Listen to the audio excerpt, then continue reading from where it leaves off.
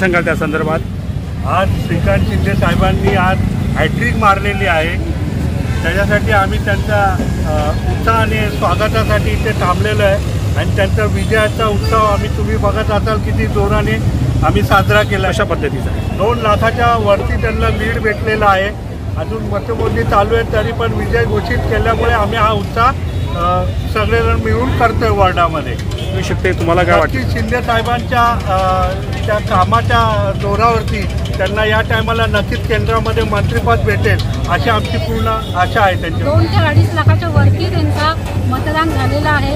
अजून चालू आहे, आता पुढे किती होईल माहिती नाही, पण आम्हाला जी माहिती भेटली त्याबद्दल आम्ही जल्लोष साजरा करतोय.